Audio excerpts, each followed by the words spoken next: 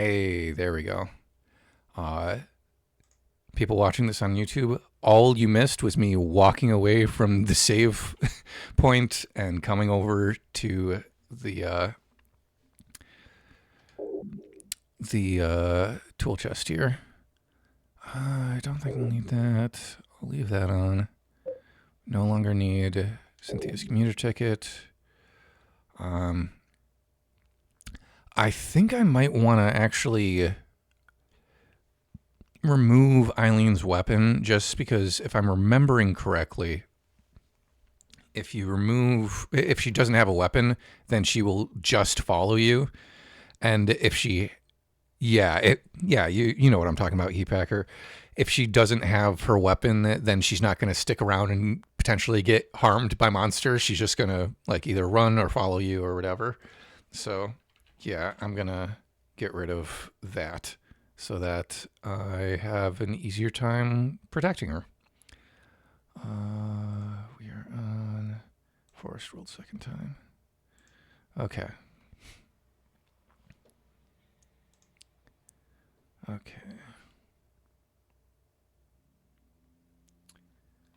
Yeah.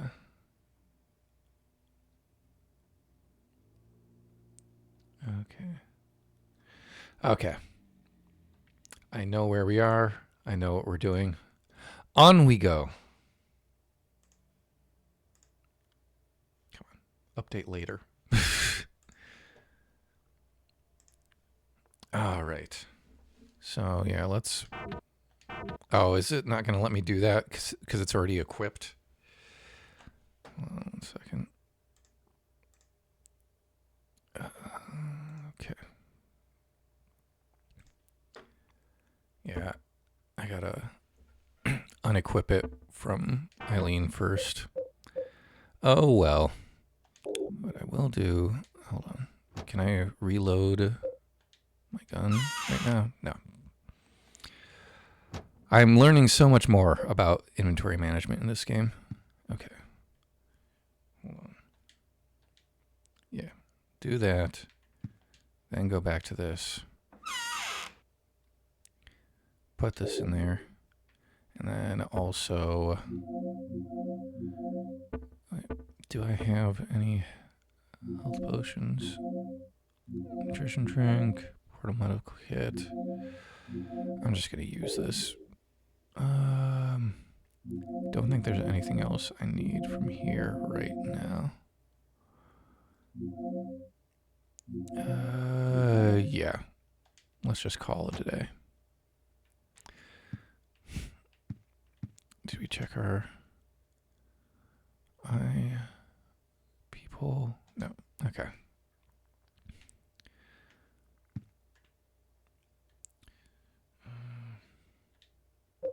There we go.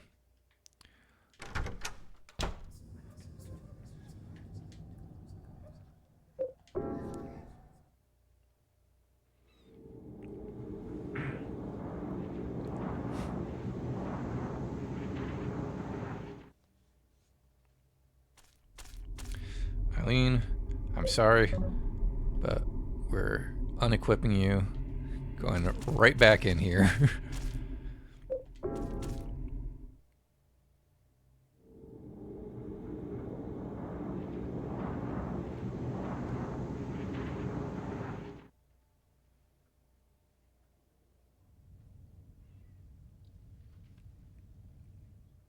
I'm just picturing Henry climbing out of what to Eileen is a completely invisible hole, just reaching out. And she's like, "What are you doing?" Grabbing the riding crop from her, yanking it out of her hand, and then ducking back into this invisible hole.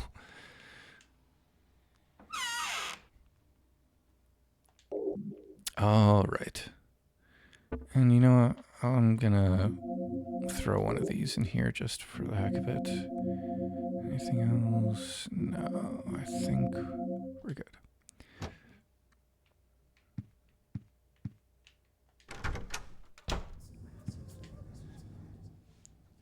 All right.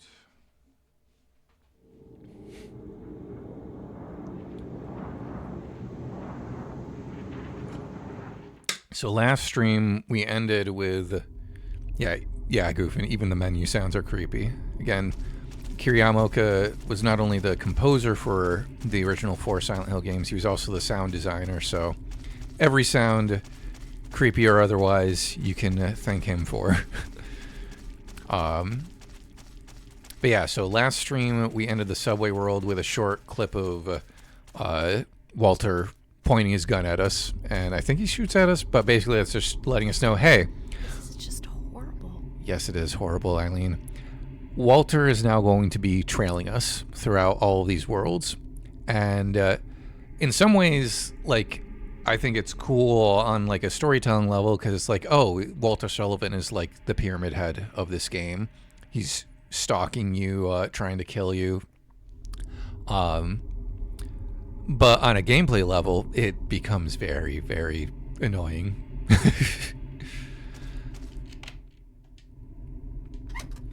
But we shall persevere as we re-enter the forest world. So I think also one of the last things we read from Joseph Schreiber's diary, the Red Diary, was that he went to Silent Hill and dug up... hold on. Whoop, that's not what I meant to do. Hold on. That's what I wanted to do. I don't want to waste all my bullets on these guys. Take them out. Oh my gosh, Henry. Not read the gravestone.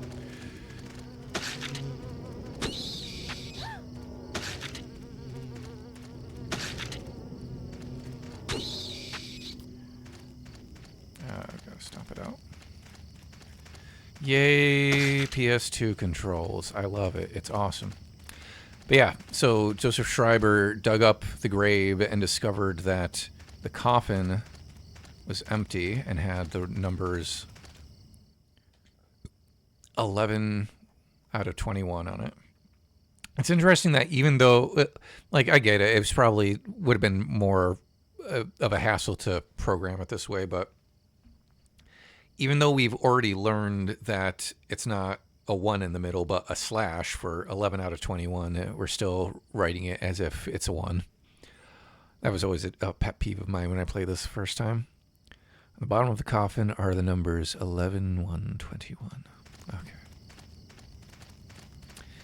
The other thing is there have been all these places where we've had this weird writing that Henry couldn't read. This writing. It looks like some kind of But for some diary. reason, Eileen can. Here goes. October 2nd. I played with Bob. It was fun, but I went too far away and he got angry.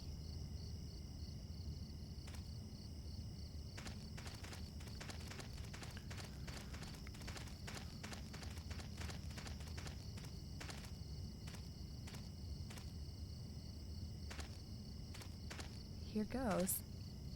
October 3rd. I played with Bob again. I went even further this time. The writing fades out after that. I think there's a third one somewhere around here. I'm going to do my best to get all of the different little... Oh, it's over here. Things, but I'm only human. Is this one? Come on. How do I... There we go. Oh my gosh. Camera angles. Yeah, we'll get to that. No, I guess I was wrong. That was the one we just read. Right? Yeah. Okay. Maybe it's just the two in this area. Bob, what in the Twin Peaks? Yeah. So, to peek a little bit behind the veil, it will become quickly apparent, if it wasn't already, that these seem to almost be like diary entries from Walter Sullivan as a child. And unless I am much mistaken, the he refers to the one that he referred to in his original article he was quoted as saying, like, the red devil made me do it. I deny that. A member of the cult who was part of Wish House. Oh crap. That sounds like it's Walter coming through the door. Yep. And we've stayed here too long. Let's go, Eileen. Come on. Oh, jeez. Did she come with me? Damn it. Come on, Eileen. I'm not going to make that joke every time. Okay. Alright. So, now... It's too dark to see. So that torch that we just got, we got to light it up so that we can be able to see down the wells, because there are things in the wells that we need. I believe is there a torch in every area? Oh, come on, Walter. We've got too much stuff to worry about. No, there's not a place here. Okay.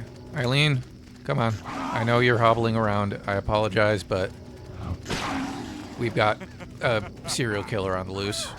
Come on, Eileen. Oh, come on. Oh, this is going to be so frustrating. Is Eileen with me? No, she's not. Of course not. Come on. Come on, Eileen. Please. Just be near the... Yes, okay. She's with me. You... fucking Walter. Oh my gosh. Okay.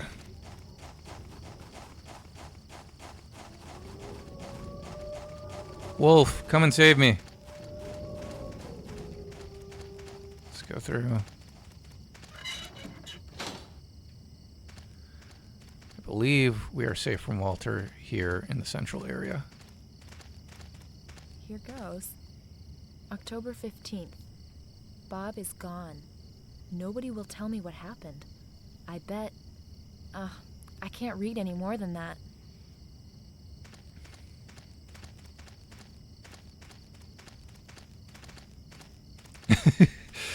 Cleo says, come on, Eileen is like the exact opposite of get out of the way, Maria. And it's beautiful. I am aware of the charge attack, Heat Packer. It has never become habit for me, and that's on me. Is it just holding down to... Hold on. Okay. Yeah. I think that may just be... It must be some kind of kid's toy. I will endeavor to be better about it, but it's very easy for my panicky brain to just not think straight. There's a note on the ground. Something's here, but nothing's here. I feel something from the well. Something's missing. Ah! It has begun! Jasper. Interesting that he wrote down,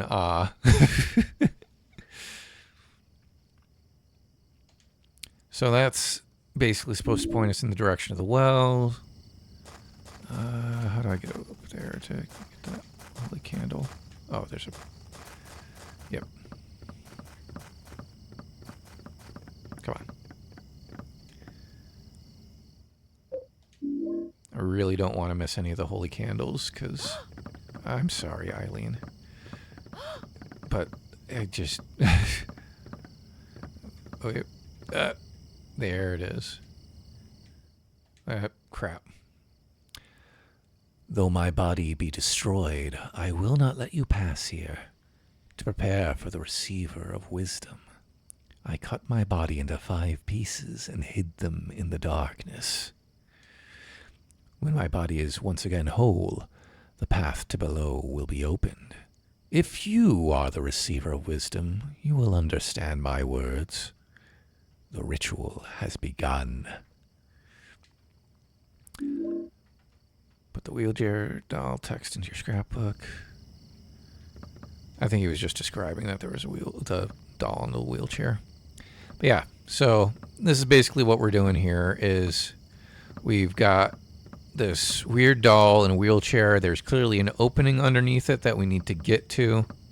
And the only way we can do that is by returning the limbs that are missing from it to its body. Those limbs are in the wells, like the one that we saw before. And the only way that we can look into the wells and find the piece is if we have a lit torch. So it begins. Hey, Eileen, you want to read this? Please?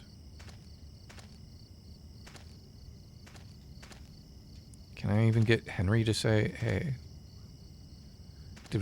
That's not the one that we already read, right?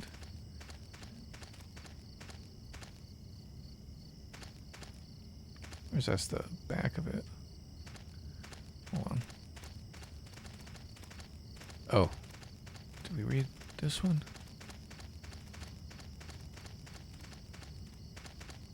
Yeah, that's got nothing. So this is the next one to read. Yeah, but Eileen can. Eileen? If you may, if you will. Here goes. Okay, thank you. October 18th. I have to stay in the round cell even if I read well tomorrow. If I do it, God will be happy, so I will do it. He comes into the round cell a lot to visit, but it's okay, I guess. Walter relaying his experiences in the water prison.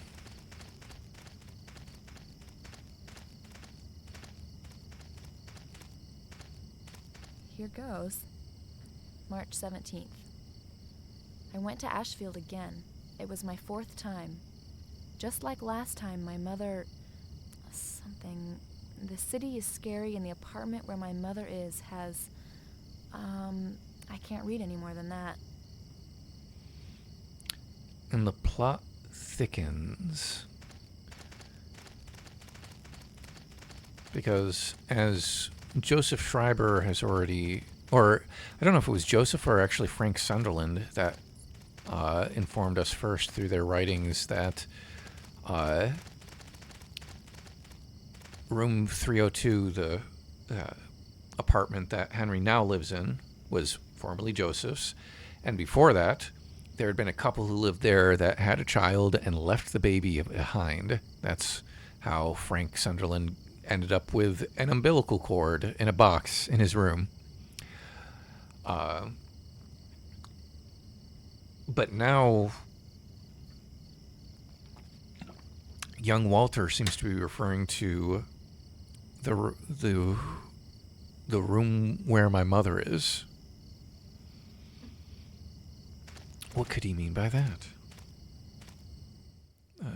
That's not what I need. That's not what I need. Oh, what's map again? There it is. Okay. So it came from down there with the graveyard.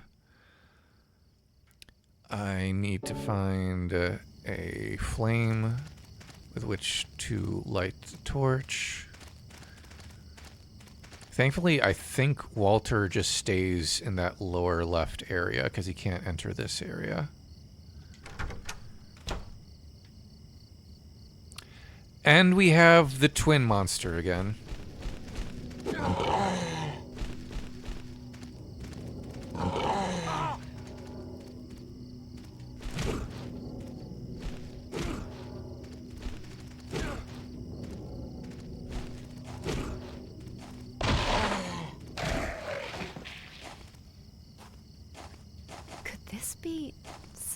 Woods? I don't know, Eileen. What do you think? There's fog. There are monsters that neither of us could have imagined. One of them is pointing at us right now in the distance, and it is super creepy.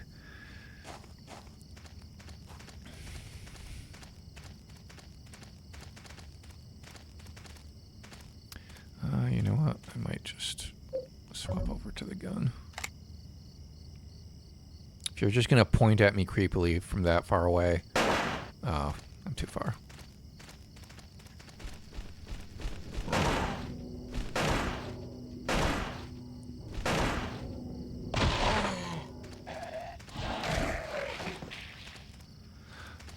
Oh, good, a health drink.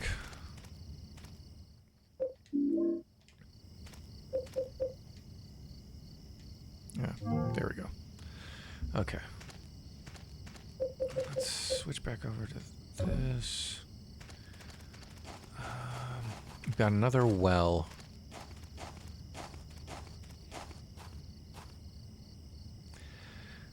Cleo's asking, so what do people in-game think of Silent Hill at this point?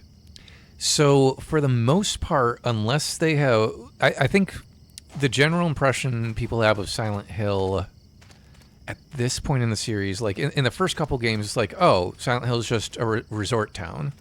That's what most people think.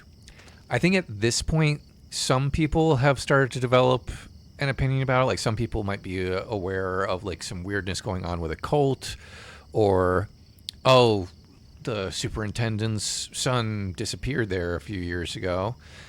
Henry has a bunch of photos in his apartment of that he took at Silent Hill, and it was just a regular tourist town for him when he went. So it is, even though, like, some people in the real world are more aware of what's going on with Silent Hill than others, it still seems to be a limited number of people, and the general public who is aware of Silent Hill is just like, oh yeah, it's that place that people go for, like, vacation or touristy stuff. Is what I'm pretty sure is the case.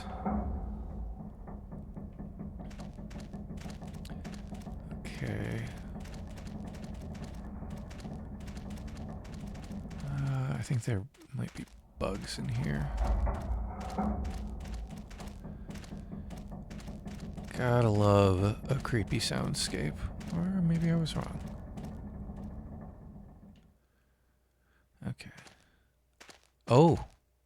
I think we're about to get our next piece of music. Cleo says, I asked because it helps to figure out how Eileen's saying that. Are we in the woods one town over, or are we in Silent Hill? Thunderclap. Yeah, I think Silent Hill for someone like Eileen is like, oh yeah, that's a nearby town. And she might have, like, heard creepy stories about it, but I don't think she necessarily... she's definitely not aware, like, oh, there's this whole weird thing where, like, people go there and have to face their personal demons, or, like, it turns into a completely different place and is all fucked up and shit. Yes. So let's go talk to that little boy and get our next piece of music. Hello?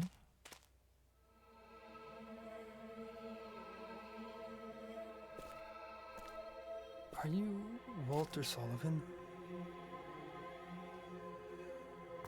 That's what everybody calls me, but I don't really have a name or a home either. Well, what about a mom or dad? Yeah, but I never met them. They left South Ashfield Heights right after I was born. But soon I'll get to see my mom. Do you know where she is now? Yeah, of course. Right where I was born. Lots of people tried to stop me, but it's fine now. It says in the scriptures that I'll be with her. I gotta hurry. Mom's waiting.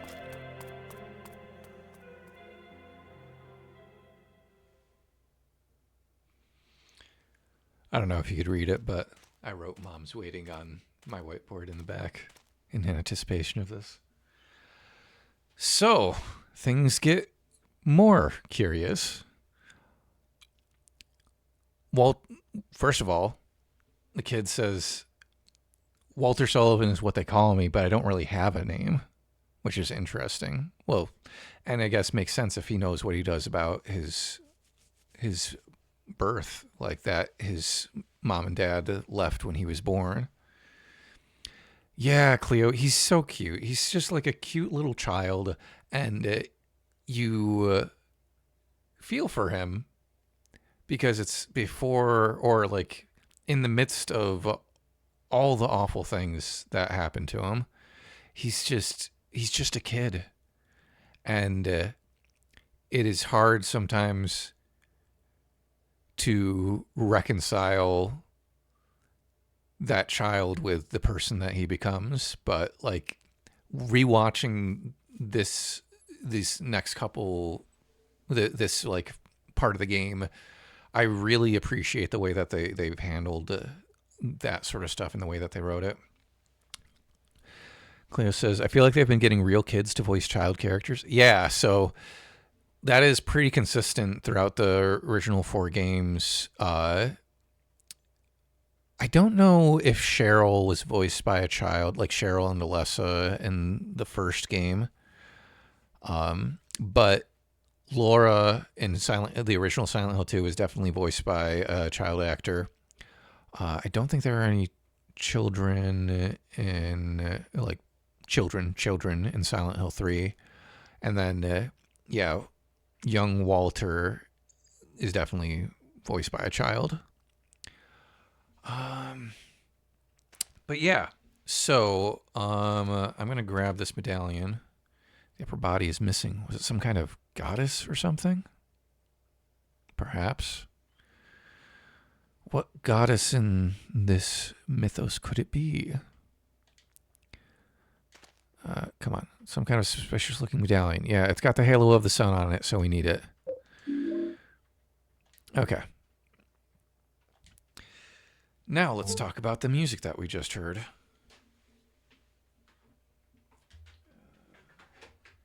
Okay. And we'll switch over to my handy dandy piano demo display. Let's wait a second. I need to plug in the damn pedal. One moment.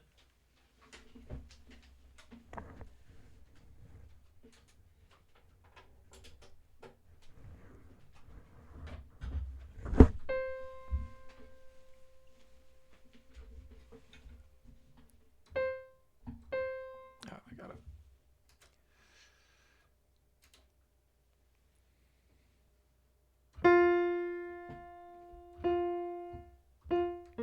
There we go.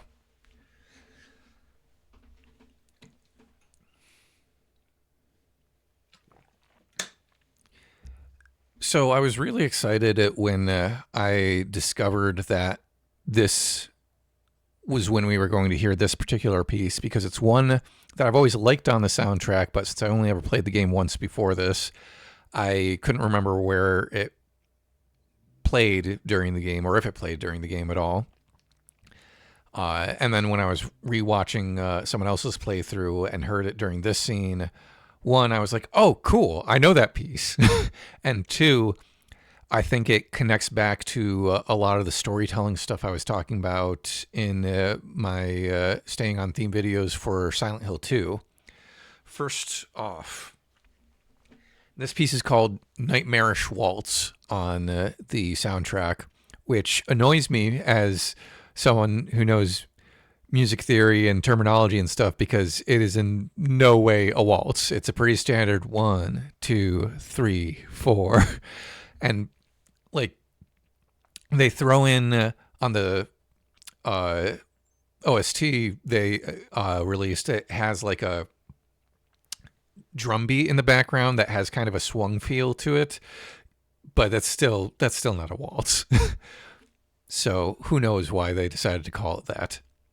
But and that happens with a few of the pieces in the game. The way that they're used in the game, like they are either like they don't have a drum beat, or like with some of the rock songs, they have a completely different orchestration, so to speak, that makes it more atmospheric and fit the scene better than if they just played the rock song.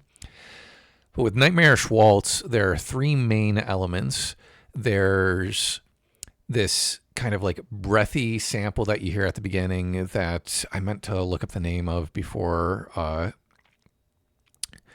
the stream tonight, and I just didn't get a chance to.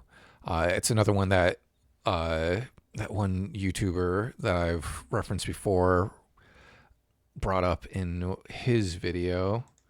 Let me check really quick. I can find this really quick. And when I put this up on YouTube as a staying on theme video, I can always edit out any dead space. Here we go. Yeah, so Diego Reynoso, who I've referenced his video of Akira Yamaoka's sampled material for the Silent Hill games before, where no, don't need that.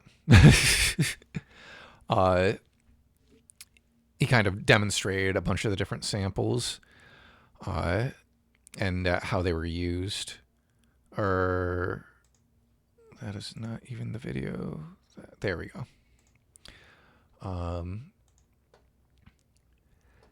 So yeah, Nightmarish Waltz.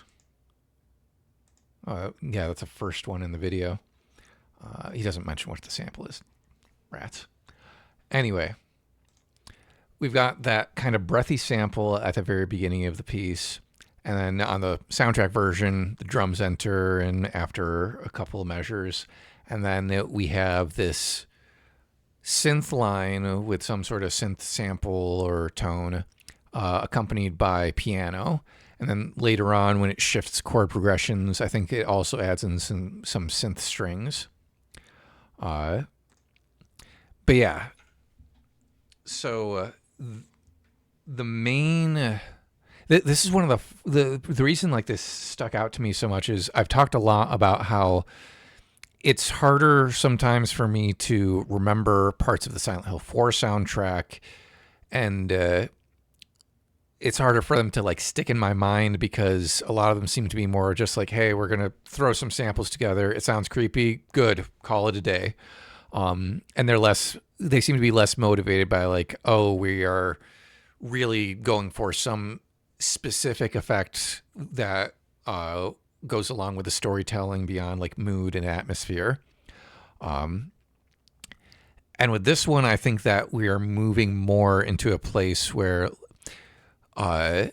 we are doing that. We do have more of a tonal center, and it feels like it's going for a particular effect, especially this late into the game.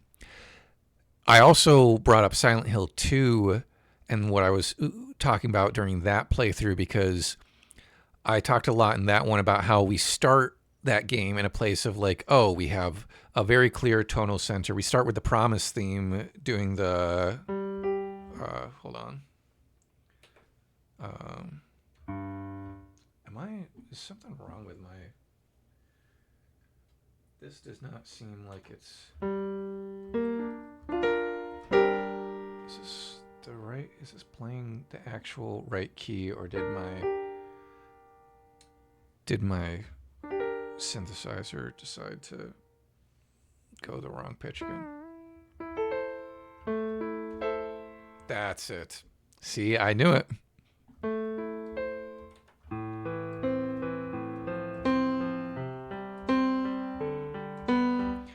So with Silent Hill 2, we start off from this tonal center with the Promise theme, a very familiar chord progression.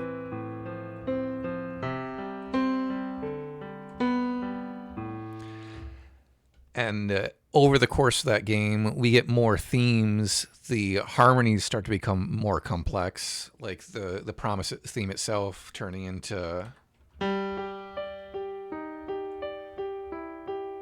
introducing mode mixture into the situation, making things more complicated.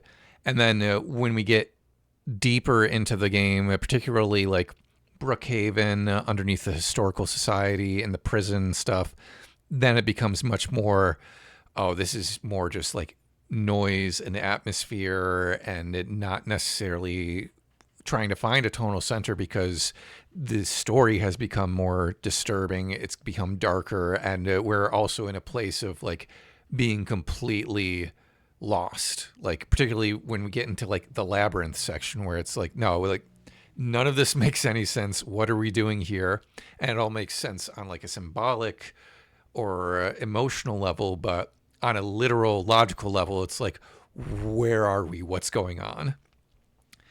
Conversely, Silent Hill 4 starts in a place where we don't have a ton of familiarity or tonal center in the soundtrack. It's a lot more of these beats and samples and different like melodic and harmonic material kind of mashed together in a way where it doesn't sound like bad or super dissonant, but it's a little more confused about where its tonal center might be. Like I think I referenced before, I think traversing or into the depths of self-discovery, I think is one of the ones I talked about at the beginning of the building world, where you've got a few different things going on and they layer on top of each other and they're not necessarily clashing with each other, but they aren't really creating a harmonic structure that feels like it's motivated or moving towards something.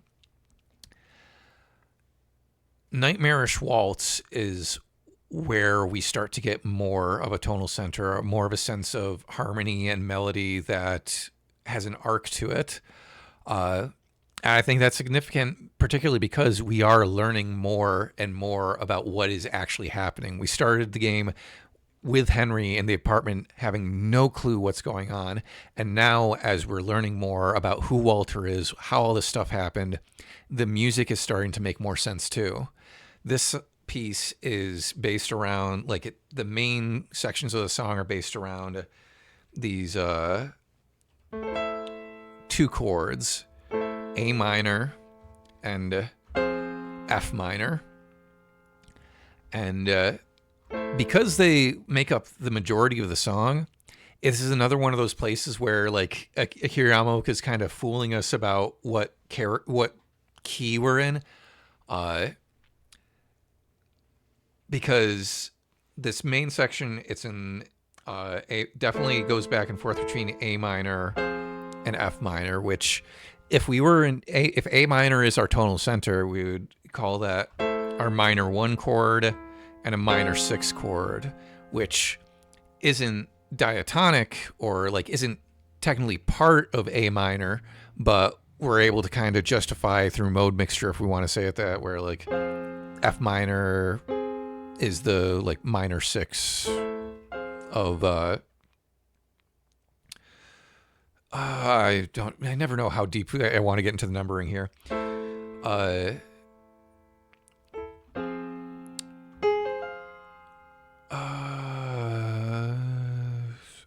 My brain is doing mental footwork and I'm not sure it's early enough. It's been a long day.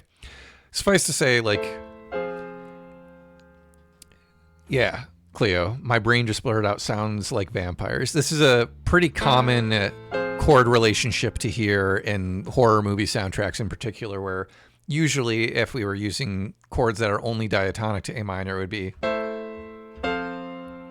that minor 1 to major 6 relationship that I've talked about before, being like Evanescence songs, Welcome to the Machine by Pink Floyd, a bunch of different things. But this gives it that extra drama.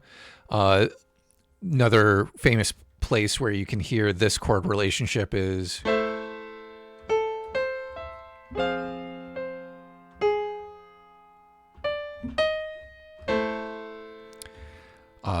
that theme from Lord of the Rings that comes out every time, like, you start to learn more about like the history of the ring. Not the main ring theme, which is the whole like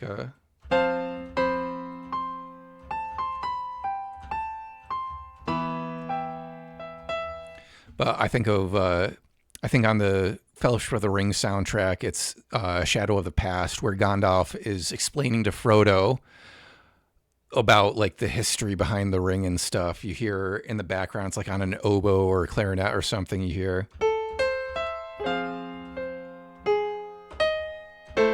And it has that very dark, ominous feeling to it. So here in Nightmarish Waltz, we hear that relationship as the foundation of the main parts of the song.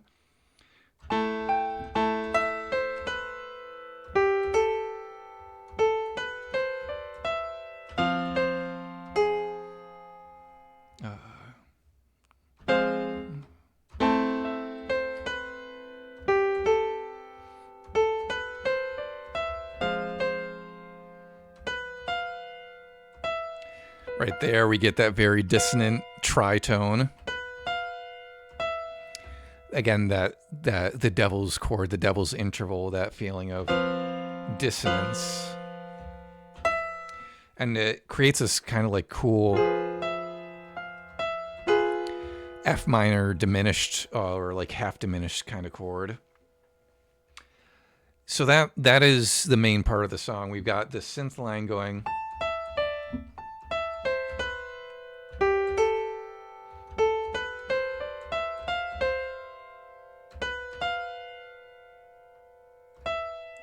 And then the piano part, which is a little tougher to hear on the soundtrack. And so I don't know if I have the notes exactly right, but it's going something like...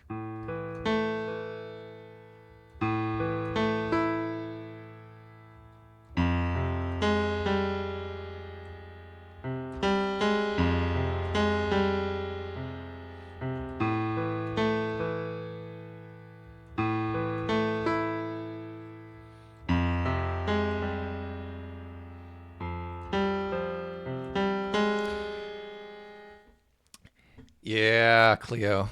This is similar to what was going on in Heaven's Night, where if we were sticking completely to diatonic chords, then it would still feel dark, but maybe not quite as creepy or ominous. But because Akira Yamaoka's like, no, I want to keep using minor chords, it gives it that more sinister feel. And then he even has a tritone in there, in the synth melody. So that forms the foundation of this piece of music. And then there's a B section to the song where, again, much like Heaven's Night, where it feels at first like we are in, I think with Heaven's Night, it feels like we're in F minor Dorian with the... now I'm trying to remember Heaven's Night off the top of my head.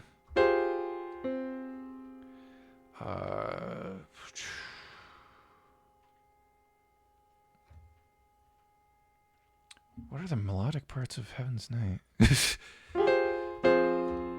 And that, like the main part of Heaven's Night is just sitting on that kind of F minor add 2 chord, and then the B section is...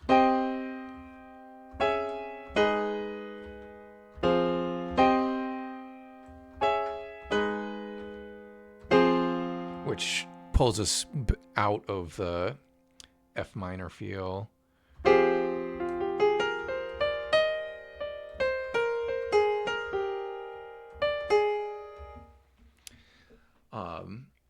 Here we do have that non-diatonic sinister feel.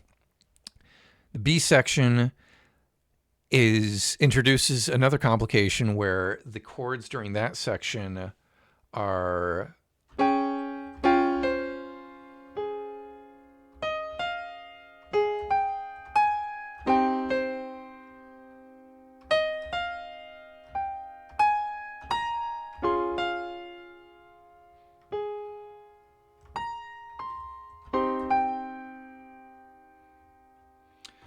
and that all feels like it's part of one of Akira Yamaoka's favorite keys to play in, F minor.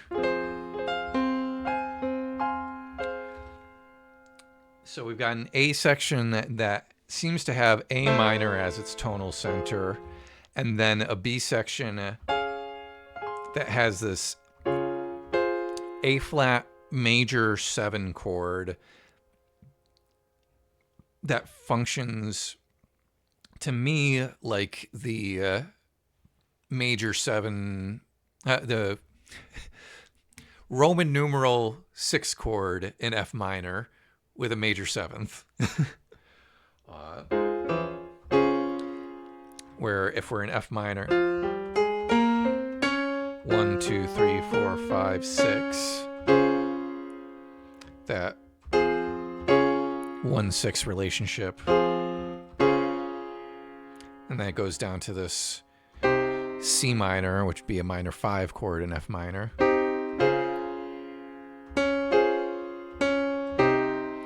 this kind of shows you how much context really matters when we're assigning names to chords and trying to analyze something harmonically, because I would still consider the A section of Nightmarish Waltz to be in A minor, just based on the ways that the chords work, the way that the melody works, where those are all notes of the A minor scale. That is making it feel like, oh, A minor is our tonic.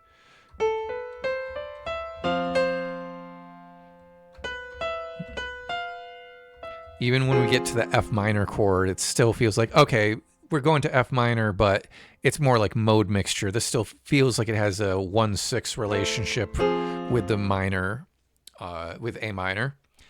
But then we shift into the B section, and the only way that we can really justify why this works, if we're trying to analyze it, is if we're in F minor. This chord doesn't really make sense if we're in A minor, or even if we're in like A major. I mean, I guess you could try to argue, but then how do you justify the C minor? C minor doesn't work in A major or A minor, unless again you're doing somersaults with mode mixture. So the way I would analyze this is the B section. F minor is kind of what our real tonal center is, even though we don't even play F minor, but F minor feels like it is the pivot chord that we use to get from this A minor feel to the more F minor feel. I may be completely wrong about this. This is another place where I'm sure there are people who know music theory better than me or would interpret it slightly differently, but this is the way that my brain is making it make sense in my own head, is that our A section is in A minor with the F minor used as mode mixture, and then the B section is in F minor, but we're only really getting these two chords, the 6 chord and the 5 chord. Yeah, it's all weird. And yet, it still makes more harmonic sense than a lot of the other stuff we've heard in the Silent Hill 4 soundtrack up until now. And I think that is because, like this scene, we just had a conversation with the child version of Walter Sullivan and learned some really important things about him and Walter Sullivan's history. I don't know if my whole theory of like, oh, as the story starts to make sense, the music starts to make more harmonic sense is going to hold water as we continue. But there are definitely some moments coming up where it's like, oh, we're learning some important truths, and the music becomes more familiar in the sense of like, oh, we actually have like melody and harmony here. It isn't just dissonance and confusion. And now, having spent a lot of time on that, probably more than I needed to, but my brain is not firing on as many cylinders as I'd like right now. Is there any other things? No, I think that was basically all I wanted to talk about with this song. So let's get back to the game, and I'm going to remember to switch over to back to the video game overlay before I do that. Okay. Where's my controller?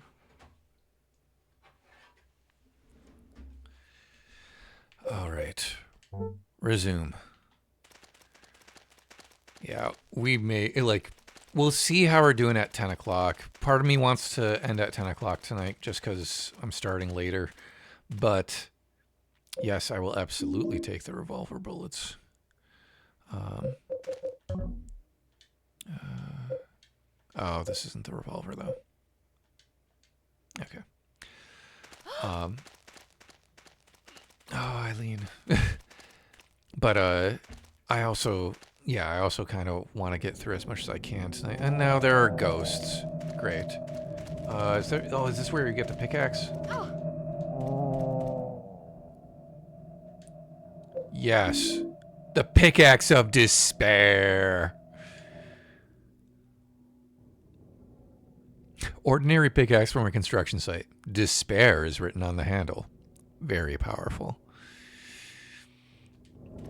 I feel like at this point they're just like, yeah, it's not creepy enough. Just throw the word despair on it.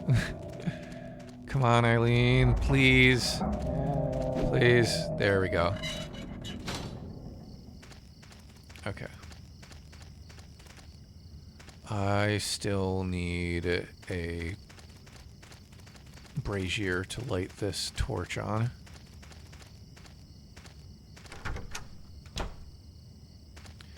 Okay. Where are we now? Yeah, we'll see how things are going once 10 o'clock rolls around. I may push to 10:30 or even 11 o'clock.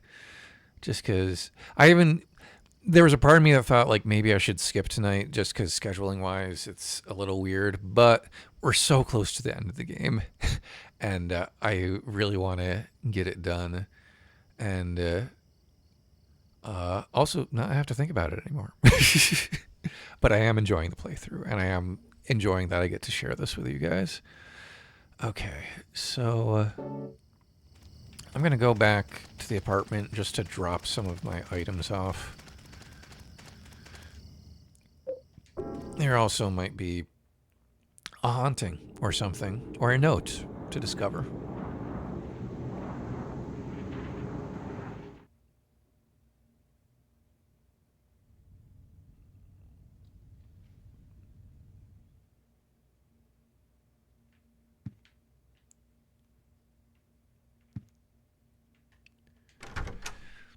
Cleo says, I really have no concept of how long this game is because Salome took a month to play it.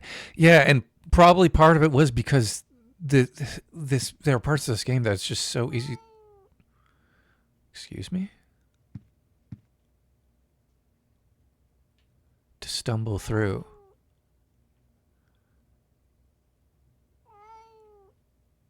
What is that sound?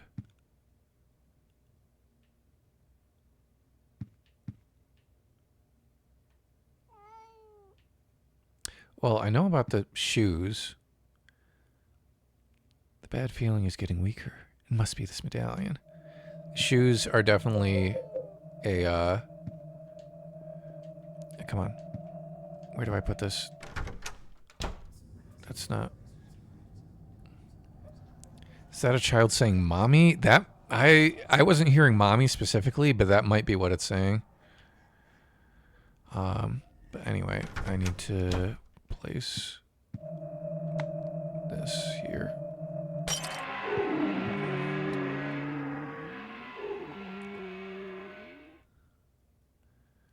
So that's another haunting. Shoes just decided to up and walk themselves and make bloody footprints all across my kitchen floor. How rude. I'll deal with you in a second. I just want to make sure there wasn't anything else to check out. Nothing there. Nothing here.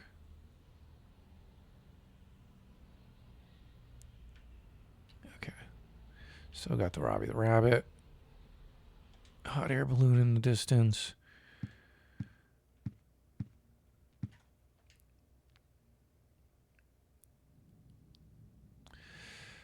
Still got Robbie pointing at us through the people. See, the thing that was weird is like, I was like, okay, is that voice connected to the shoe haunting? But it sounded like it was coming from over here, not from where the shoes were. I don't know. Red paper stuck in here.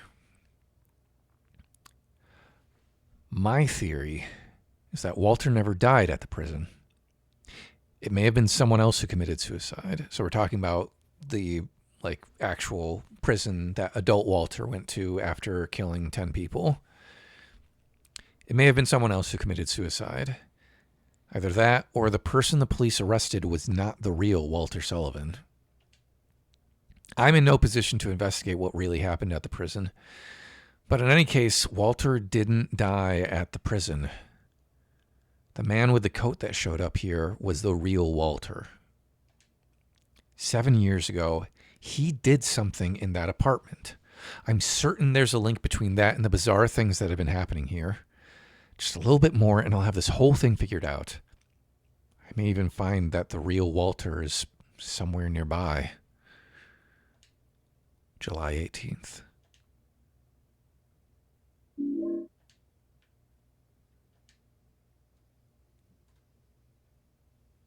Nothing new out here.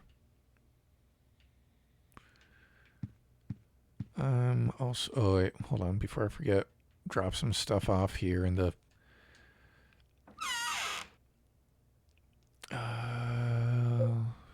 that's right, that's for Richard's revolver.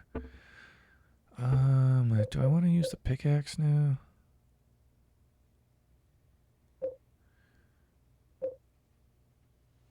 It is the pickaxe of despair. Let's do that. Let's get some more pistol bullets.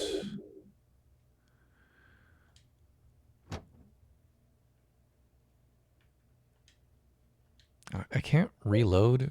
Oh, wait, no. Yeah. In the apartment. I was going to be very frustrated for a second. Let's do that. Pull back out. Discovered that little trick as a way to not have just like random numbers of bullets in my inventory. I think I will need this eventually, so I'll hold on to it. I'm just gonna save. I know I don't need to, but in case the game crashes or I do something stupid, which I've done before.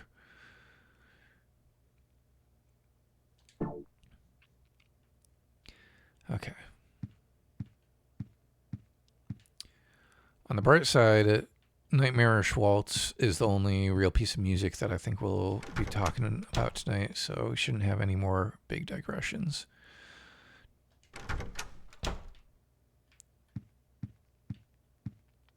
Even though that is part of what we're here for.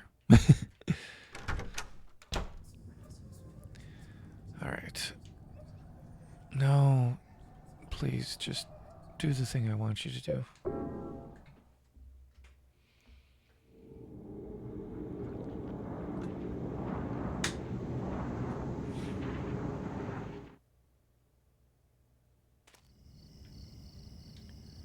Let's equip the pickaxe of despair.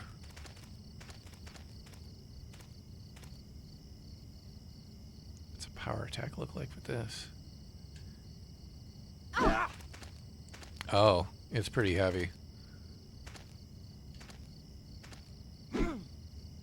Okay. This might have been a bad choice. What's this way? Okay. Maybe I'll go down first because that way is shorter.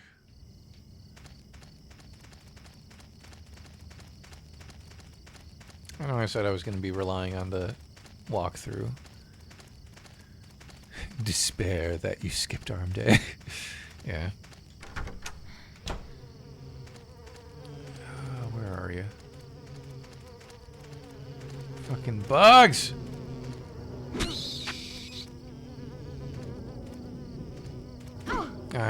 Eileen, please do not walk in the path of the pickaxe of despair. Yeah, this was a bad choice. Okay. Yeah, I might have to fix this immediately. Sorry, Eileen. Sorry, chat. I think I know what we need the pickaxe of despair for, and we don't need it right just yet.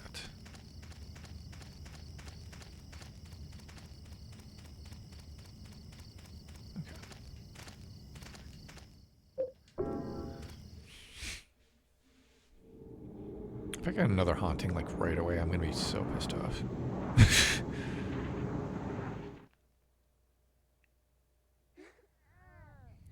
And I got another haunting right away. Lovely. And this is one of the gnarlier ones, if I'm remembering correctly. Oh, no, it's not here. It's just the sound in my room, which still sucks. Okay. Let's get back the axe, the regular rusty axe. And then also let's get this holy candle so that we can stop the weird crying baby sound in my room.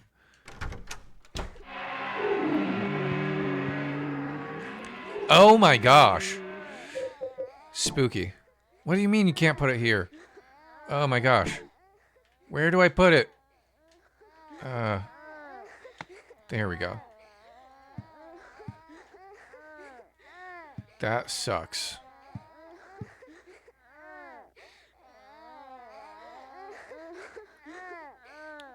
Okay, for a second I was worried that I put it in the wrong place. That would have been so frustrating. Okay, just do this. I've got more health potions in the chest.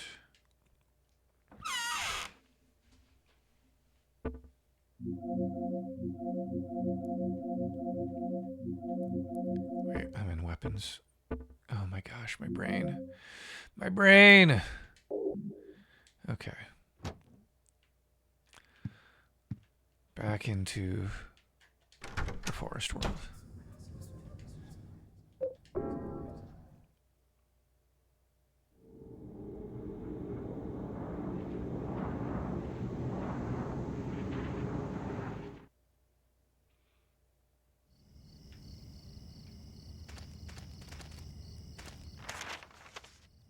Okay.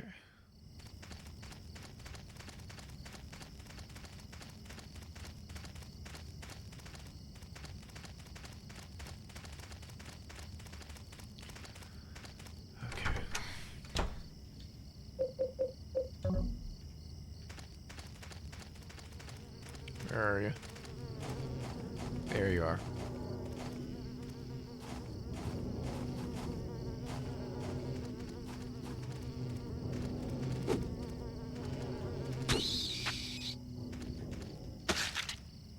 All right.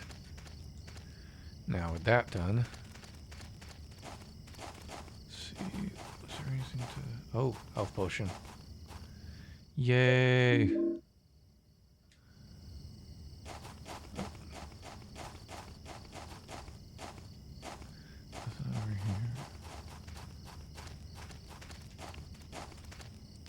Now, has the tree been wrapped in bloody bandages, or was the tree bleeding and they wrapped it in bandages to stop the bleeding? Who can say? Okay, another bug. Oh, and fucking Walter with a chainsaw? My new indie band? Come on. Give me a break here. I'm just trying to play a game so that people can enjoy learning about music and the story. And Walter, please. It's all for you, Walter. It's all for you, Damien. Oh, I'm losing it. Oh. Eileen, please. Would you please? Here goes. Thank you. October 14th. I did a good job reading today. I was so happy. But the 21 sacraments for the descent of the Holy Mother was hard. I'm pretty sure that somewhere in these woods is an orphanage called a Wish House. I think we saw the remains of it earlier, Eileen, unfortunately. Here goes. October 16th. Some important people came today. One of them, it's cut off. I can't read anymore. And that was the mess. That was the note that made me sit up when I was playing this 20 years ago and go, Dahlia Gillespie? Dahlia Gillespie? Alessa's mother? I like that they made that connection there. Okay, so we've got a torch here. And we've got a well. Oh, and we've got another note up here.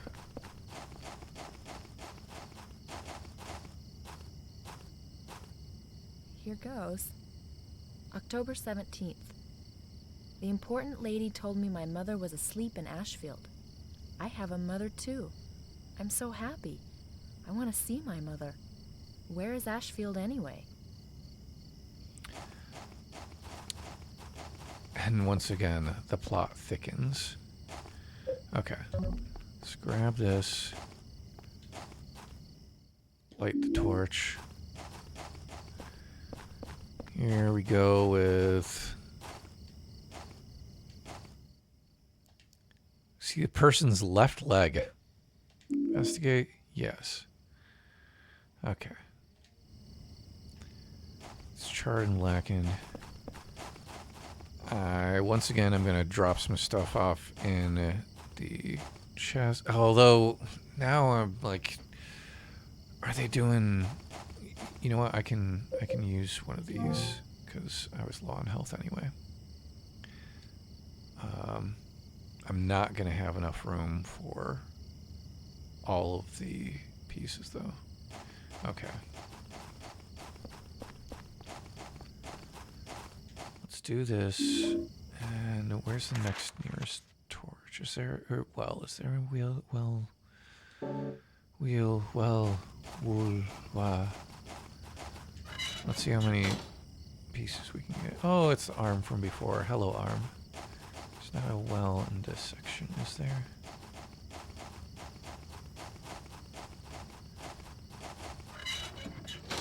This is where Walter was, I think. Yes. And there's a well. No, that's a stone. Oh no, is the torch going out? Yes, the torch has gone out. Was there a well in this area? I don't think so. Okay. I believe there are more torches. There better be. I wasn't paying close attention to the playthrough as I was watching it yesterday because I was doing dishes and stuff. Because I am a human being. I have a house and I need to maintain upkeep. And I know that's a chain, it's a weapon for Eileen, but we're not going to bother with it. At least not right now, when we need to fill our inventory up with other stuff. Okay.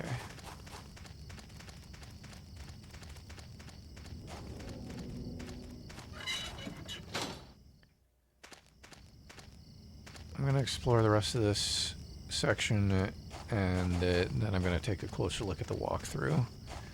Because I'm sure I missed other places where you can light this torch. And we're about to see a cutscene.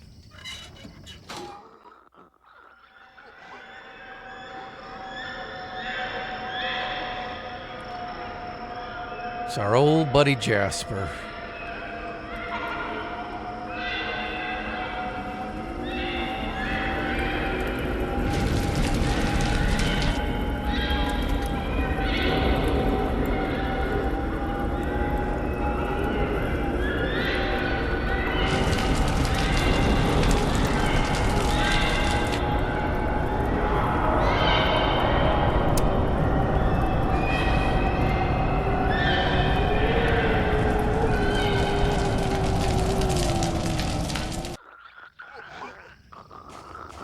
Oh, jeez.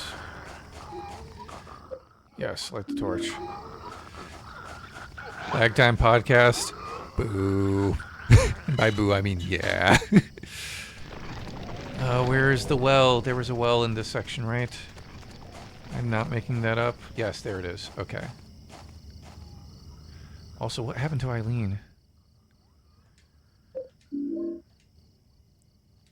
She was with me. Eileen? Eileen? Did she make it into this section with me? Hold on. I think I can check the map. Oh, she's back one section more. You know what? As long as she's not getting hurt. But you know what? I don't know that she's not getting hurt. And there's also stuff that she might need to read. Oh, Jasper. I'm sorry. But you also kind of fucked up when you got too invested in the 21 Sacraments and everything. Take the whole candle. Let's go back this way. Let's also drop some stuff off. Eileen went to the store. Chocolate milk.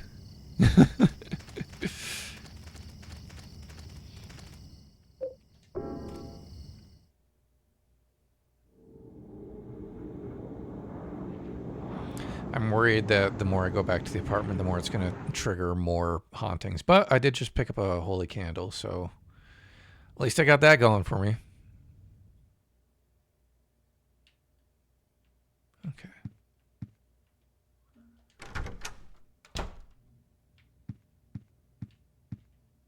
Anything at the door?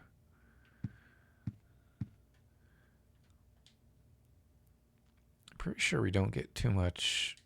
We don't really get anything from looking through the peephole or through the hole into Eileen's apartment for pretty much the rest of the game. The jig is up, as it were, and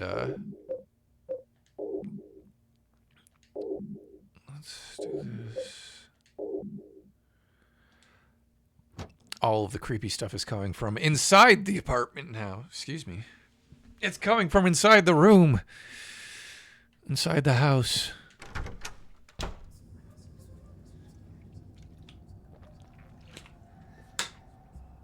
Okay. Yes.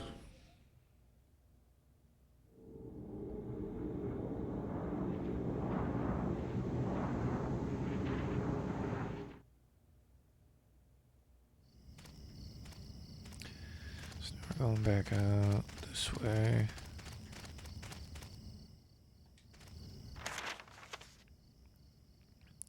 Yes. Okay. Eileen, stay close. I know me saying that isn't going to help it, but it makes me feel better in the moment.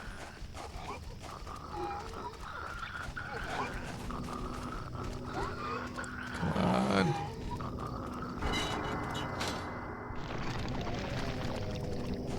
You already got the leg or whatever that was in that well.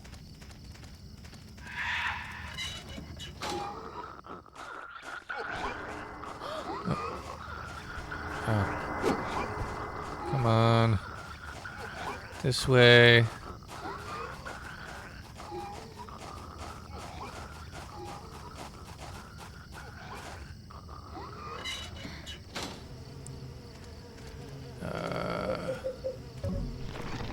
Ah, shit. I probably should have lit that torch. Because you can use the torch as a weapon, and it probably works pretty well against the, oh, fuck. Against the bugs. Come on. Where's the torch? It's on the other side of this thing. Oh, jeez. Not that side. This side.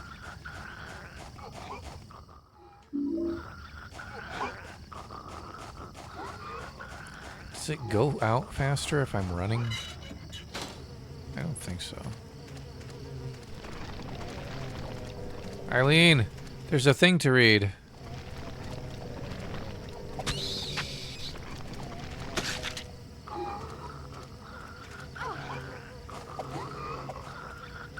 Stay away from... Oh my gosh. You know what, Eileen? We'll get back to that. We'll read that later. Now's not a good time. Come on. Fucking ghosts. They're the worst.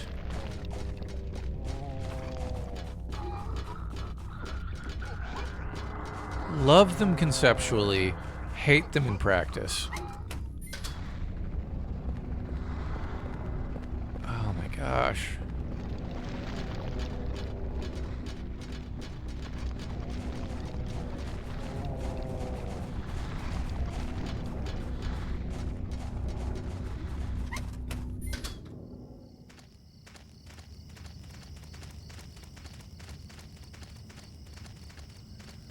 Okay.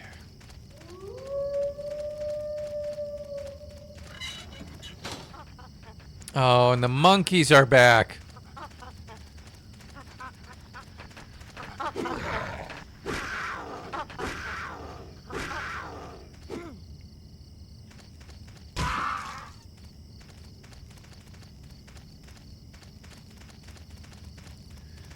Okay. Holy candle. Come on. Okay. Take the holy candle. Okay. If there aren't any other creatures around, there's some stuff to read, Eileen, I think.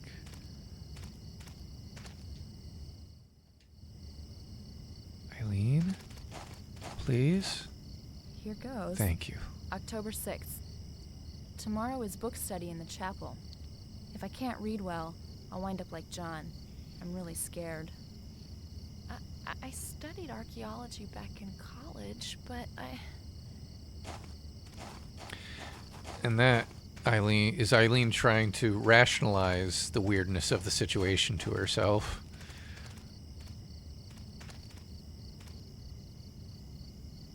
Here goes. October 5th. I got hit again. I didn't do anything wrong. I wish he was dead.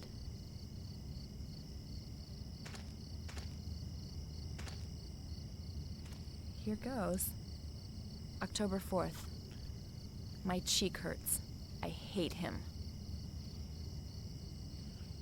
Okay, how do I get back to that health potion? There we go.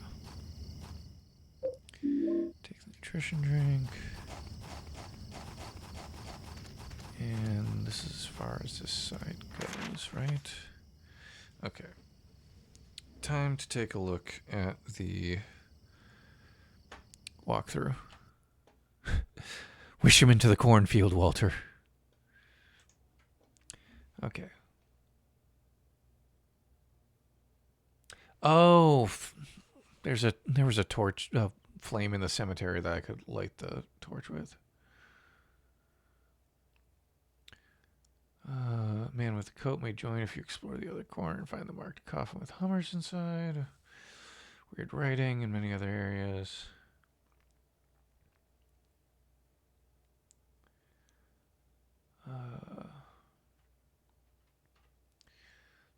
Graveyard, dark well. Walter surely rushing you.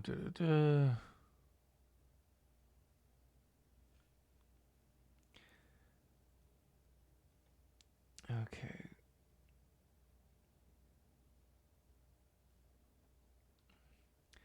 Walter will now follow and harass you through many areas of the fallen worlds. Simply put, you cannot be killed and isn't worth fighting. He can, however, be put out of commission for a few minutes within the same area and allow you to explore with respite. If you wish to do so, go with the rusty axe and consider equipping a weapon for Eileen. But otherwise, just running past him and try to dodge his bullets and melee. Yeah, it's not worth it to fight him. Don't fret if he lands. There's a wheelchair. There's the chain. Red diary. Doll's left leg.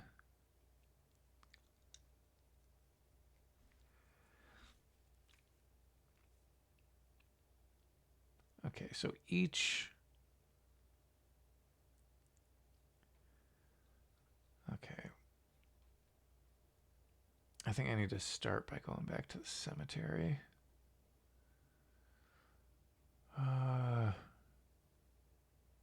Holy flame. Okay, yeah. There's at least one holy flame in each area. Okay, actually, yeah, if I go backwards from... Okay. All right. We're all good. We've got this. I've got it. Everything's going to be fine. Everything's super cool. And it's all going to be good. Okay. And that one. And that one. And something you do at the mall. Okay.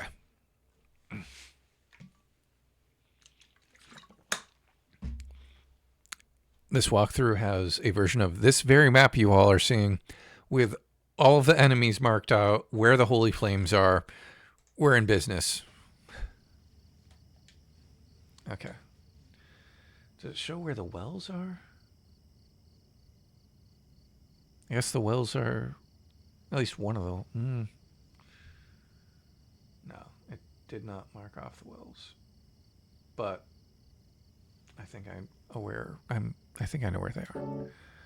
Because there's one in this section, and apparently there is a flame in the section right before this. So just go through here and go. Yes, there is a flame. Wait, there is a light, there is a fire, illuminating all. I don't know if those are the exact lyrics, but we're singing to keep morale up, like in the olden days.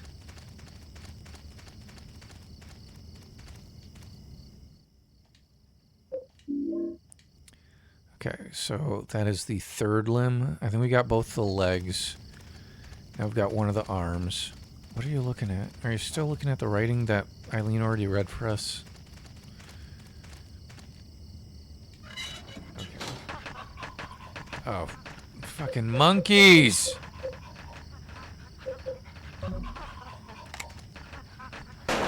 Oh, they're too far away. Come on.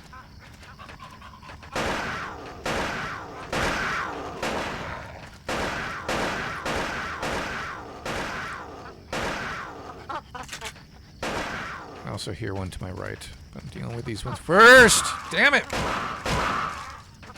Stomp it out, Henry! Come on!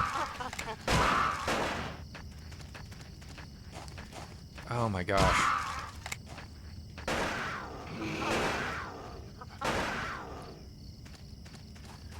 Oh my gosh. That used so much more bullets than it should have. 4? Come on. Okay. Oh, we've got another torch. Is there a well nearby? No. I'll light it anyway, just in case.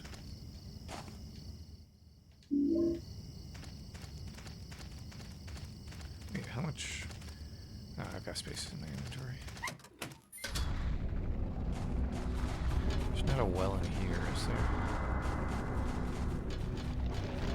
There's just ghosts and pain.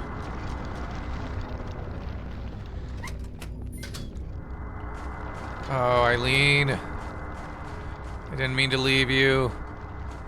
Okay. This torch is going out.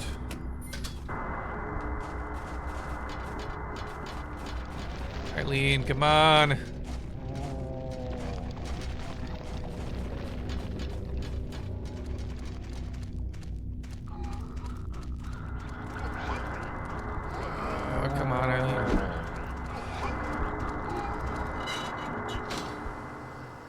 Are you with me, Eileen? Yes. Okay. Is there a well here? Oh, there was a thing that we wanted to read, but there's a ghost. Eileen, can you read it?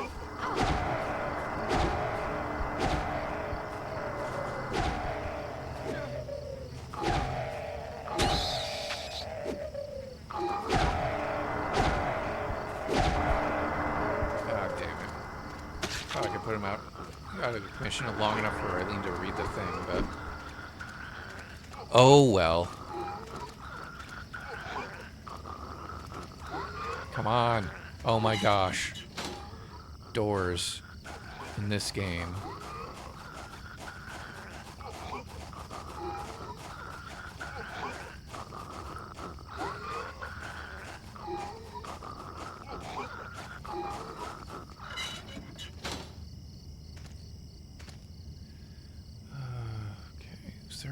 This area?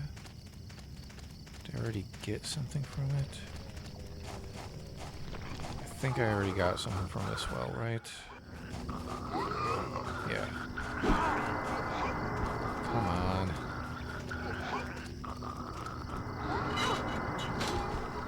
Oh my gosh. And the twin monsters are back.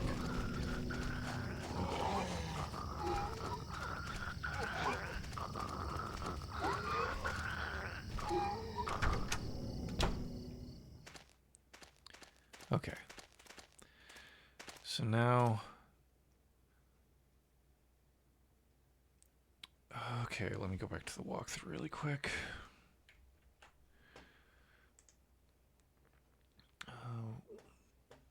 Hold on. No, that's not what I need. Okay. Okay, so the cemetery torch.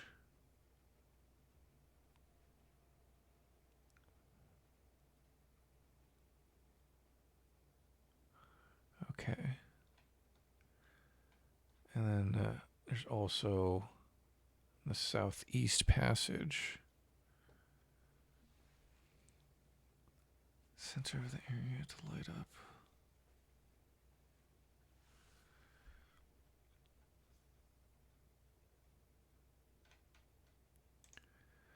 I was watching parts of this part of the game out of the corner of my eye. I'm like, oh my gosh, this whole torch situation is going to be so tedious. And it is, just as I suspected. Okay, let's go directly across and get whatever's over there. Where's the doll's head? There's one dark well there.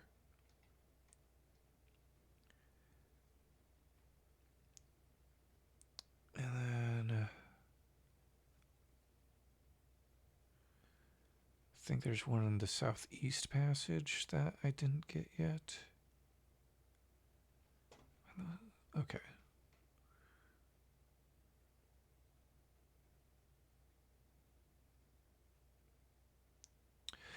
Okay. There's also oil in 302's laundry room to make the flame last longer. How would I have known that? Okay. We're not going to question it. Old video game logic. We're just going to go with it. But I'm glad I learned that while I'm here in the center area. Hey, I'm not a mimic. Welcome back. Thank you for subscribing for 8 months. We are in the middle of a very tedious puzzle.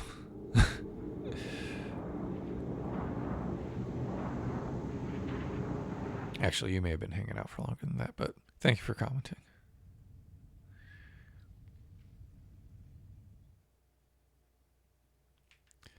Okay. I can also drop off some stuff in the chest. Thank you for the love. Appreciate it. Drop this off. Drop this off. Drop this off. How many things do I have? I've got 2 candles. 1, 2, 3. Okay. So I have the other leg, which I believe is in the south west passage. And then I have the doll's head, which is in the cemetery, the northwest passage.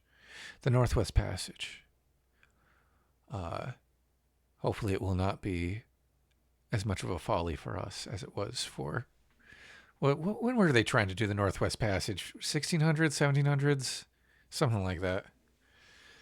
I don't know. Okay, yeah. We're all good. We came back here to drop stuff off, but was there something? Oh, to douse the torch in oil. I can remember things, really. Because apparently that is something you can do. Remember things? No. Douse the torch in oil, apparently.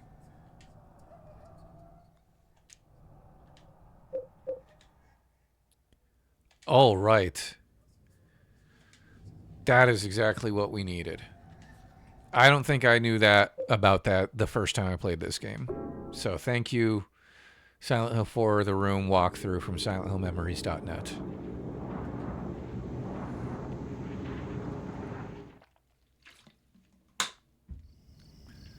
Okay. Let's go to... yeah, let's go back down to the cemetery first. Which is southwest. So this way. And then that way? No. Oh my gosh, my sense of direction.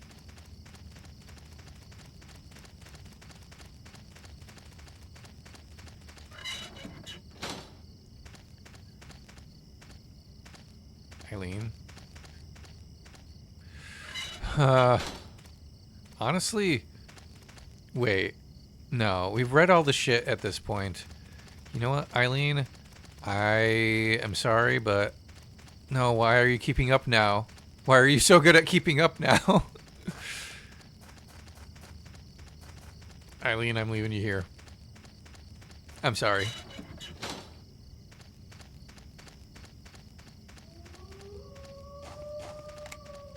Oh, jeez. Serpentine!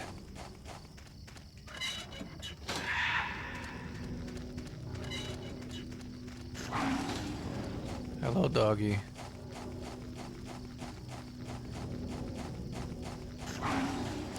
Okay, the walkthrough said that they wouldn't be so keen on attacking if you stay on the outer edges. That was a lie. Okay. Yeah, it was right where I picked up the fucking... Oh, Walter, just give me a second. I hear you coming in. Oh, my gosh.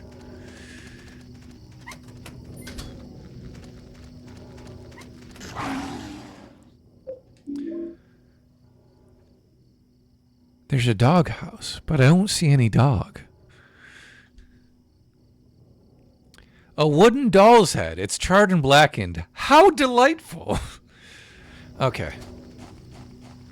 Oh, jeez. Sense of direction! Oh, my gosh. Serpentine! Oh, if I die, I'm going to kill you.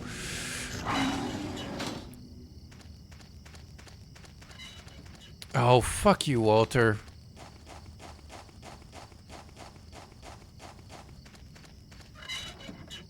Haha.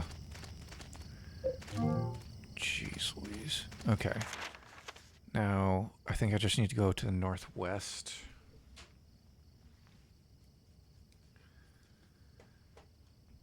Okay. There are items that I missed, but I really don't want to waste too much time on them.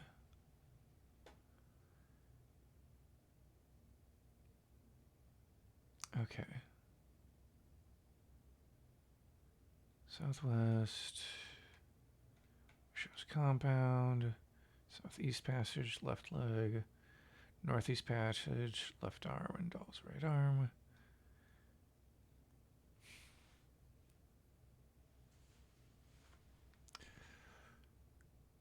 Okay.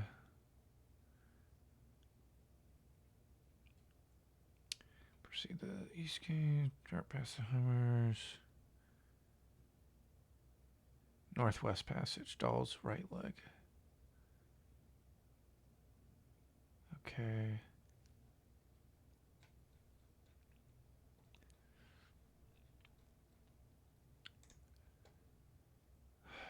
I think, yeah, northwest is the only one that I still need to get. I have the head.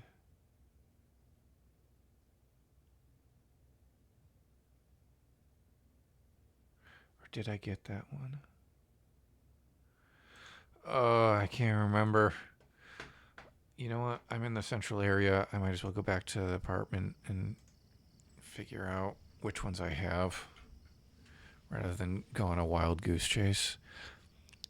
Because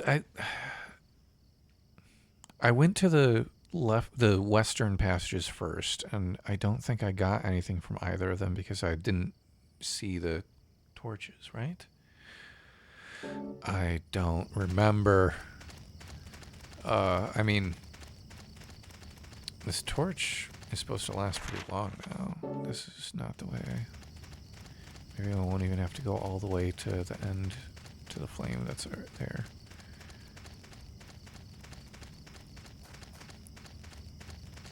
Once again, Eileen, I'm leaving you behind.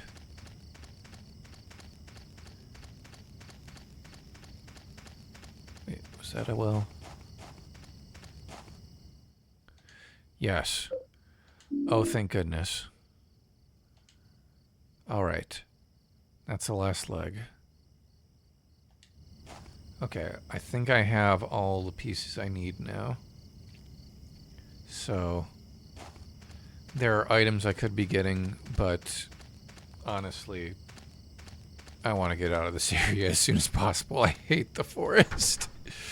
Which is something you would never hear me say in any other context. I love the forest in the real world, but the forest world in this game specifically is so fucking awful. And I hate its guts. Okay.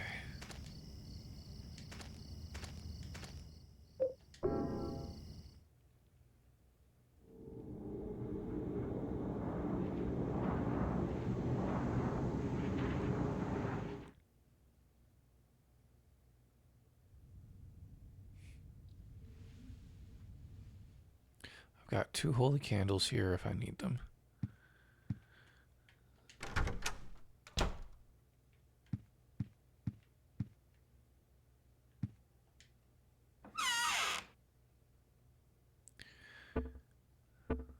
Okay. Grab one of these.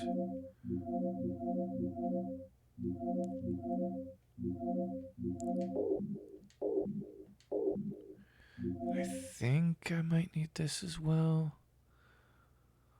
I'll bring it just in case.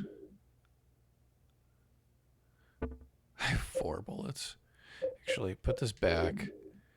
Get some bullets.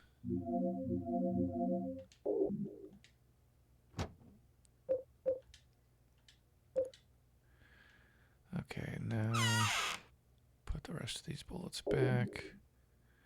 Get the medallion back.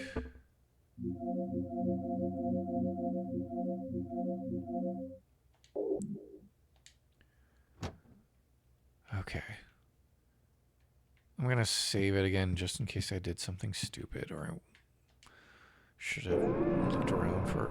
There are apparently silver bullets in this area that I missed, but you know what? I don't want to waste time running around trying to find them. So I'm just going to solve the puzzle and we're going to move on to the next area. Because I think that is a better use of mine and your time.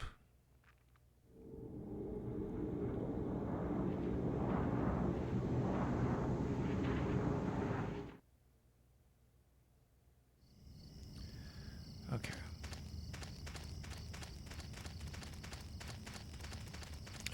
Wait. Oh, yeah, that was the way I need to go.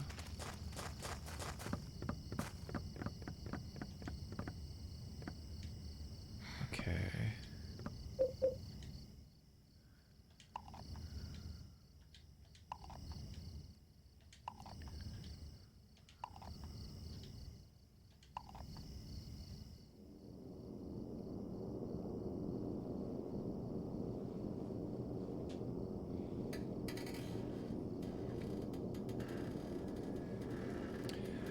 It looks like a priest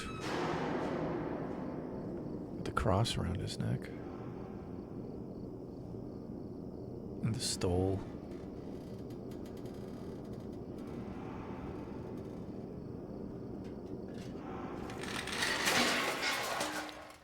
I wonder who that's meant to be.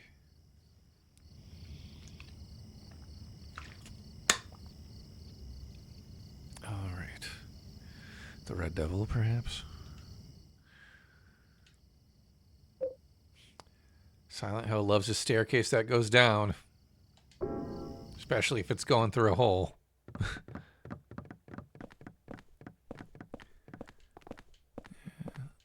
think we can examine that.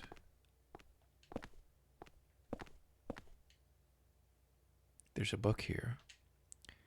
Looks like some kind of Bible. The Descent of the Holy Mother.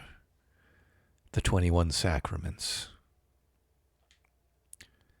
The first sign. And God said, at the time of fullness, cleanse the world with my rage. Gather forth the white oil, the black cup, and the blood of the 10 sinners. Prepare for the ritual of the Holy Assumption. The second sign. And God said, offer the blood of the 10 sinners and the white oil. Be then released from the bonds of the flesh and gain the power of heaven.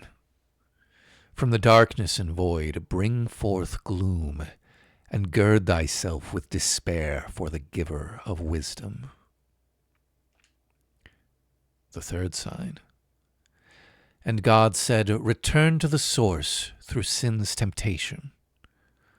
Under the watchful eye of the demon, wander alone in the formless chaos.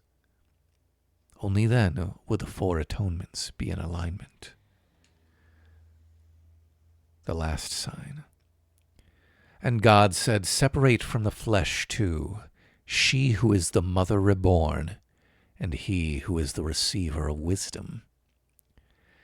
If this be done, by the mystery of the 21 Sacraments, the mother shall be reborn, and the nation of sin shall be redeemed. That was me trying to do my best Mary Elizabeth McGlynn reading off the scripture from Silent Hill 3. And God said, many gods, Zuchilbara, Lobselvith, many gods and angels. So, all of that is pretty esoteric. But if we break it down,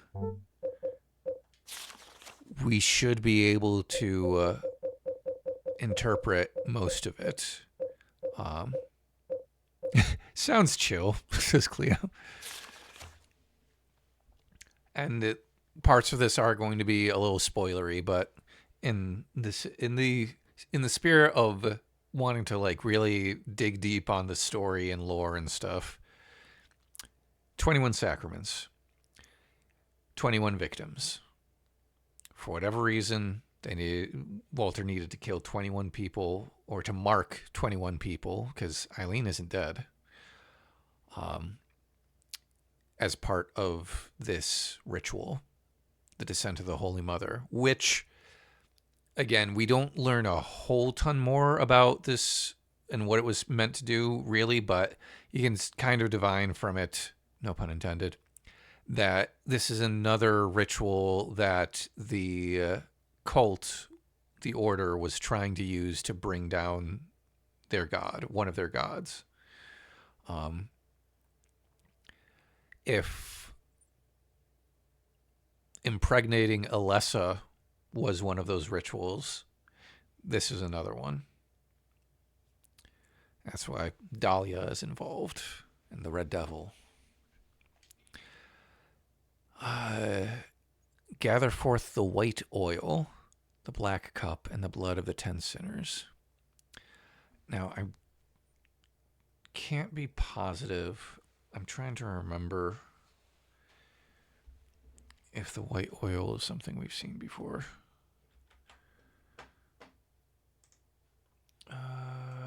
This walkthrough might also have something about this. Yes, Cleo. I knew if I pointed that out specifically that you would have my back. So, white oil and black cup. These are references to 2 items that are used in Silent Hill 2. the white chrism, and the obsidian goblet. Both of these items are required for the rebirth ending in Silent Hill 2, which starts to give you an idea of what might be going on here. Off the blood of the 10 sinners and the white oil, be then released from the bonds of the flesh and gain the power of heaven. I know what that means, but I am going to leave it for the moment. From the darkness and void, bring forth gloom, and gird thyself with despair, the pickaxe of despair, for the giver of wisdom. I believe the giver of wisdom is meant to be Joseph Schreiber, who, throughout this whole game, has been giving us bits of wisdom. He's the one who's been investigating, and he's been leaving these bits of his diary so that we can learn what he did about Walter Sullivan and thereby hopefully put some stop to it, perhaps. Or maybe we're just receiving these notes without his knowledge. These are just appearing to us for some reason, and Joseph never even realized. Return to the source through sin's temptation. Under the watchful eye of the demon, wander alone in the formless chaos. Only then will the 4 atonements be in alignment. These are the 4 placards that we found. The source placard, the temptation placard, the, I think it's the watcher placard or something like that, and the chaos placard. Or watchfulness, that might be what it was. And I think even like the eye of the demon, like once you put those 4 placards up, you have to put the demon, like, oh, I think it was like a demon tarot card on the wall to open the portal in the laundry room. The last sign. And here's where it starts to get interesting. And God said, separate from the flesh too, she who is the mother reborn, and he who is the receiver of wisdom. If this be done by the mystery of the 21 sacraments, the mother shall be reborn, and the nation of sin shall be redeemed. So already we have references to reborn, rebirth, which is why we've got the white chrism and the obsidian goblet involved. Now, the mother reborn and the receiver of wisdom. Those two I am also going to leave in the dark for the moment, but astute observers may have already figured out who those terms might be referring to. All right. So, in conclusion, some fucked up shit's going on, and everyone's fucked, unless we can stop it. But to be less glib about it, the cult's this was another ritual the cult was trying to use to bring down their god, a version of their god, one of their gods, the mother, for whatever reason. The 21 sacraments, the descent of the Holy Mother. This was a way that they were trying to bring forth the power of their god or gods to our world. And also, people who've listened to the Magnus archives can probably see some of the influence that this game, the first Silent Hill, must have had on Johnny Sims and his whole idea of the rituals for the various entities in the Magnus archives. All right, it's locked. There's a round depression about 10 inches wide here. Well, I'll just take a quick look around. I may have something that can fill the depression. The new Mosaic Mind album coming out March 20th. No, it's the halo of the sun. Although one wonder, it is disc shaped, so maybe. Okay.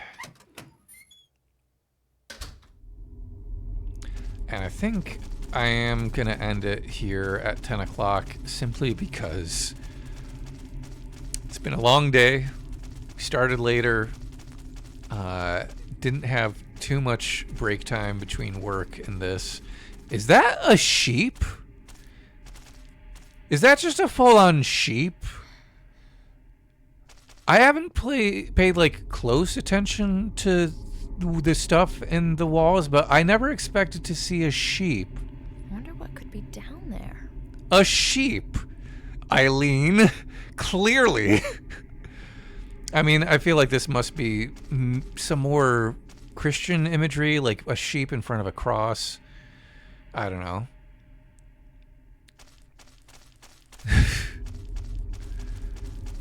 That...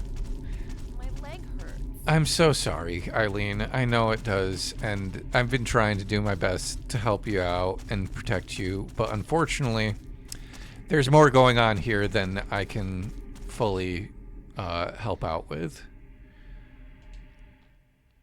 So let's enter the hole. There's probably going to be a haunting.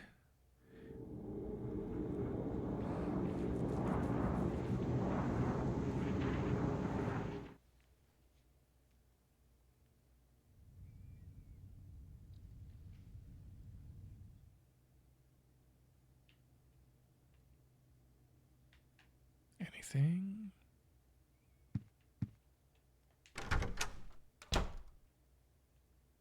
Are we okay?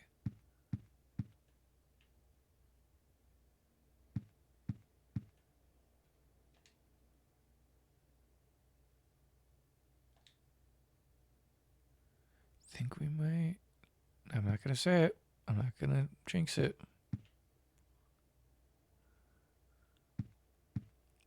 Okay, we can drop off the torch, because we won't need that anymore. Is there anything else I should pick up? Any weapons? Don't think we need the pickaxe of despair at the moment. I look forward to the time that we do. Don't need that on me. I've already got a nutrition drink. Okay, I think we're good. If there aren't any hauntings, then yeah. Unfortunately, I think I'm going to have to call it there just because I'm very tired and that section is so tedious. But we also learned quite a bit. We learned more about Walter. We learned what the whole ritual of the 21 Sacraments is about. And that sets us up for more intriguing things to happen next time. Speaking of next time, my next schedule, the next day I would be streaming would be Wednesday, March 18th. That is the week of the Mosaic Mind album release. I'm going to plan on still doing the stream at the regular time, but if at some point during the 2 weeks between now and then I discover that it's just not going to happen, I will post to social media like I did this week when I had to reschedule, and I'll either be playing another day that week or we'll come back on April 1st, April Fool's Day. And that is not a joke. But yeah, thank you so much, everyone who stuck around and watched as I stumbled through this section of the game.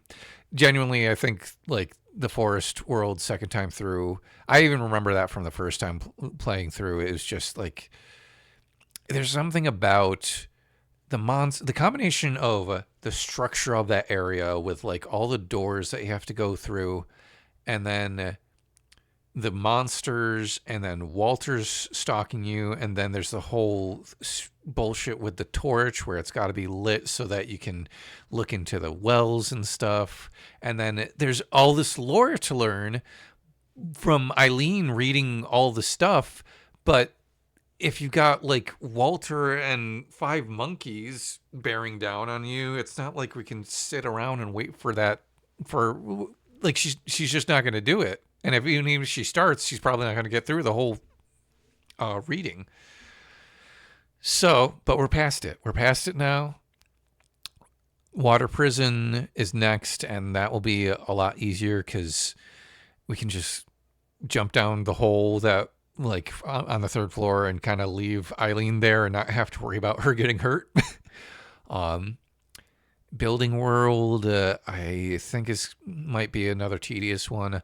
What I'm really looking forward to is the Apartment World second time through, because that has another couple of my favorite pieces of music in this game, has one of my favorite scenes in the game, and is very close to the end of the game. So we'll plan on doing that Wednesday, March 18th at 7 p.m. Eastern. If that changes between now and then, I'll be posting about it on Tumblr, Blue Sky, wherever else. Otherwise, I'll see you then. Again, Mosaic Mind is coming out with our first album. It is called Light Pursuit, and the pre-orders are available now on Bandcamp, mosaicmind.bandcamp.com. If you go to our website, mosaicmindband.com, you'll also see links to it there. Hopefully, we will be seeing it up on streaming services soon too. You'll be able to pre-save it on Spotify and wherever else you can do that sort of stuff, I'm pretty sure. And if those are the platforms that you use to listen to, it will be available there. I'm still not feeling great about Spotify, but it's just a part of the music business culture that we're in right now. So that is no one's fault but Spotify itself when it comes to their poor business practices. But so I'm not going to blame people for its convenience. All that said, new album, the album's coming out on the 20th. Very excited for people to hear it. If you go to our Bandcamp, you'll be able to listen to the radio edit of our first single, Far and Away, which also got played on the radio in Central New York for the first time this week, which was really cool. And tomorrow, actually, Friday, is Bandcamp Friday, March 6th. If you're watching this on YouTube the day it comes out, then it is today. And if you have been considering pre-ordering the album from Bandcamp, Friday, March 6th is going to be the best day to do it, because Bandcamp Friday, basically the way Bandcamp works is you upload your stuff, you set the price, and Bandcamp takes 15% of every purchase. On Bandcamp Friday, they waive their fees, and I haven't seen the word in like all of the money goes to the artist. I think it's basically all of the money goes to the artist. Most of the wording I see is like, oh, more money goes to the artist. So maybe there's still like some, I think they're mostly trying to cover their asses in case like PayPal or some other service takes something from transactions and stuff. But basically, if you're looking for the best way to support us right now, pre-ordering the album on Bandcamp on Friday, March 6th is a great way to do that, because we'll get as much money from Bandcamp from those purchases on that day as we could possibly get. And if you do that, thank you so much. We really appreciate it. If you're interested, if you're in the area, the Central New York area, and you're interested in hearing the album live, we're going to be playing it live at Funk and Waffles in downtown Syracuse on March 20th. There's a link to the tickets for that on our website, mosaicmindband.com. And if you aren't able to be there, we'll be live streaming on twitch.tv/funkandwaffleslive. We'd love to see as many people as we can there. We'd love for people to tune in on the live stream. We're going to be playing the album in its entirety with some extra material that you won't hear on the album, because I always love to make sure that the live performance offers something more than the studio recordings do. And then after we finish the album, we're going to be playing more original material, some covers, some never before heard original material. And I'm really excited for everyone to hear that stuff too. When we're really excited to play it because we've been working on some of these songs for a while now, and no one else has really gotten to hear them besides the band. So very excited about the stuff coming up. Once again, Mosaic Mind's first album, Light Pursuit, releases Friday, March 20th. You can find all that other information I was talking about through our website, mosaicmindband.com. Other than that, next stream should be Wednesday, March 18th at 7 p.m. Eastern. Also, it's going to be St. Patrick's Day that week. So if you are someone who celebrates St. Patrick's Day, sláinte and enjoy. Anything I'm forgetting? Still doing the unfinished paintings on Patreon. Cleo and I will hopefully be releasing some more episodes of the podcast where we're talking about Guillermo del Toro's Frankenstein, and any other stuff I might be forgetting. Just keep an eye on my social media. ian-story.com is where you can find links to my Instagram, Tumblr, Facebook music page, all that good stuff. Links to previous music projects I've done and the Mosaic Mind stuff as well. Thank you again for watching. Thanks for sticking around. I hope you've enjoyed it. I look forward to next stream where we'll be getting closer to the end of the game. And again, the story is so cool. I just wish the gameplay was a little more fun. But we persevere. Have a good night. Have a good weekend. And take care.